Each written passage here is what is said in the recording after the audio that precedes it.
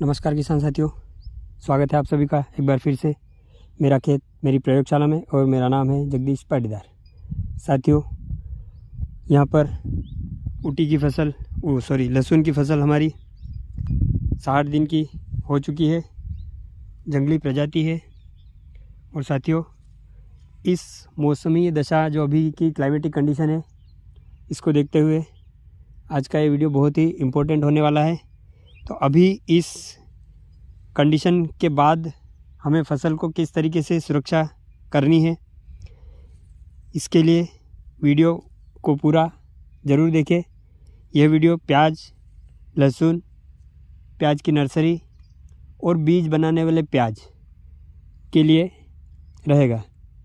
साथियों, एक बीमारी होती है प्याज लहसुन में खासकर लगती है, स्टेम फिला लीफ ब्लाइट जिसको बोलते हैं। साथियों, इस मौसमी दशा जब ये कंडीशन रहती है कि ओपन सनी सिचुएशन, मतलब सूर्य पूरी तरह से नहीं निकला हो, पूरी खिली हुई धूप ना हो, बादल छाए रहते हो, कुहासा धुंध कोहरा जब बना रहता हो, उस स्थिति में यह बीमारी आमतौर पर देखने को मिलती है। यह एक फफूंद जनित बीमारी है। साथियों, इसके लिए हम जब तक हमें लक्षण पता चलते हैं तब तक डिजीज़ का अटैक हुए, बीमारी का अटैक हुए लगभग 7 से 8 दिन हो चुके होते हैं। उसके बाद हमें लक्षण पता चलते हैं और जब हम उसके लिए प्रिकॉशन या जो भी हम इसके लिए उपचार करने की कोशिश करते हैं, तो उस उपचार के बाद जब इसका परिणाम आने लगता है तब तक 7 से 8 दिन और निकल चुके होते हैं। कहने का मतलब ये है कि जब तक हम स्प्रे करके उसके परिणाम आते हैं तब तक बीमारी को हमारे खेत में लगे हुए लगभग 10 से 15 दिन हो चुके होते हैं। तो साथियों, इस बीमारी में क्या होता है कि पत्तियां बीच में घाव बनता है, पत्ती के बीच में या ऊपर सिरे से, और पत्तियां एकदम से लटकने लगती है, झुलस जाती है, झुलसा टाइप की दिखने लगती है। और यह घाव धीरे धीरे गहरे रंग के गहरे होते जाते हैं।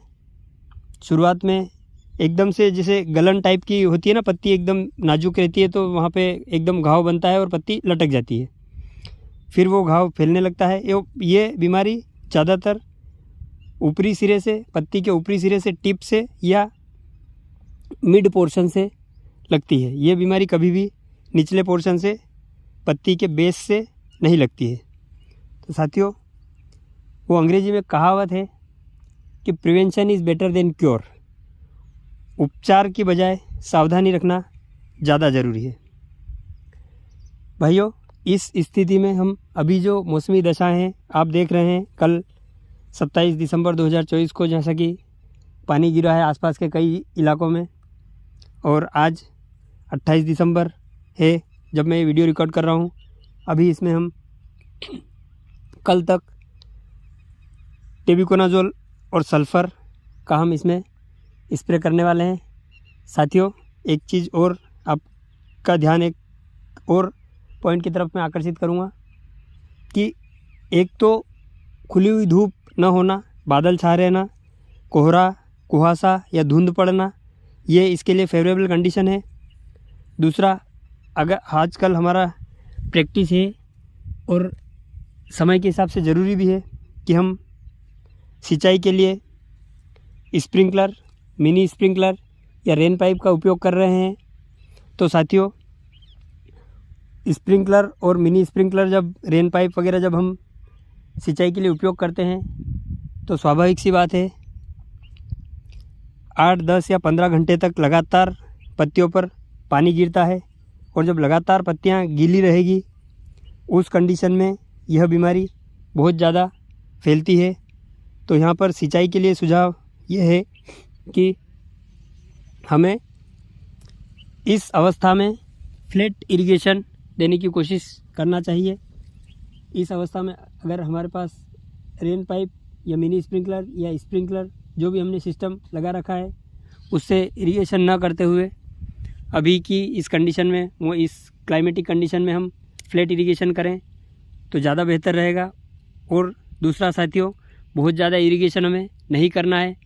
अगर आपके खेत की कंडीशन, हमारे खेत की कंडीशन अगर मान लो क्लेई सोइल है, चिकनी मिट्टी है जो हमारे यंत्रों में या पैरों में बहुत ज़्यादा चिपकती है, तो हम आराम से 18 से 22 दिन के अंतराल पर सिंचाई कर सकते हैं। इसके अलावा अगर थोड़ी हल्की मिट्टी है, बलुई, भुरभुरी या रेतीली मिट्टी है, तो अपने फील्ड कंडीशन के हिसाब से आप 10 से 12 या 15 दिन का अंतराल रख सकते हैं, जिससे पौधे की जड़ें मजबूत रहेगी, पर्याप्त फैलाव के लिए उनको जगह मिलेगी, वातायन मिलेगा मृदा में। तो ये तो थी साथियों सिंचाई की बात। इसके अलावा न्यूट्रिशन की हम बात करें तो पौधे को हमें बहुत ज़्यादा नाइट्रोजिनस उर्वरक, नत्रजन युक्त उर्वरकों की बहुत ज़्यादा हमें उपयोग नहीं करना है, क्योंकि अब हम सब ने देखा है और हम जानते भी हैं कि पौधा जितना नाजुक चलता है उस पर कीट और बीमारियों का उतना ही ज़्यादा प्रकोप होता है। तो पौधे को थोड़ा स्ट्रॉन्ग बनने दें, उसको नत्रजन युक्त उर्वरक जितनी आवश्यकता हो उतनी ही दें। ज़रूरत से ज़्यादा नत्रजन युक्त उर्वरकों की पूर्ति न करते रहें, नहीं तो हमें अनायास उसका दूसरे तरीके से खर्चा करके खामियाजा भुगतना पड़ेगा। तो साथियों, इसके लिए अगर हम प्रिकॉशन के रूप में बात करें तो यहाँ पर हम फंजीसाइड के रूप में टेबुकोनाजोल, सल्फ़र ले सकते हैं। साथियों, सल्फ़र के बारे में हमने पहले भी बात की है कि प्याज और लहसुन की फसल में सल्फ़र या गंधक पोषक तत्व जो है वो बहुत ही महत्वपूर्ण रोल निभाता है। इसकी जो गंध या तीक्ष्णता या सुगंध जो होती है, जो हमारे नाक की आँखों में सीधे लगती है, जब हम लहसुन की कलियाँ या प्याज को फोड़ते हैं तो जो हमारे नाक और आँखों में जो सीधे लगती है वो सल्फ़र की वजह से, उसकी तीक्ष्णता, जो तीखापन, जो उसकी तासीर है वो सल्फ़र की वजह से होती है। तो यहाँ पर अगर हम टेबुकोनाजोल सल्फ़र को स्प्रे फॉर्म में लेंगे, अगर स्प्रे के रूप में छिड़काव करेंगे तो वो दो काम करेगा हमारे। पहला तो वो यहाँ पे फंजीसाइड का काम करेगा और साथ ही साथ वो यहाँ पे न्यूट्रिशन की पूर्ति भी करेगा। तो ये एक बेहतर विकल्प है हमारे फसल के लिए। अगर बीमारी नहीं आई है तो प्रिकॉशन के तौर पे अगर हम यूज़ कर रहे हैं तो टेबुकोनाजोल प्योर या टेबुकोनाजोल सल्फ़र या प्रोपिकोनाजोल, इस तरीके के फंजीसाइड हम यूज़ कर सकते हैं। अगर आपके खेत में बीमारी आ चुकी है, आपको लगता है कि बीमारी आ गई है और पत्तियां झुलस रही है, तो उस स्थिति में हम थोड़ा स्ट्रॉन्ग फंजीसाइड लेंगे, जिसमें हम एजोक्सिस्ट्रोबिन, डाइफेनोकोनाजोल या इस तरीके के स्ट्रॉन्ग फंजीसाइड हम ले सकते हैं। इसके साथ में हमें एंटीबायोटिक लेना नहीं भूलना है। एंटीबायोटिक हमें इस स्प्रे में ज़रूर देना है। इसके अलावा साथियों, अगर हमारे खेत में बीमारी का फैलाव,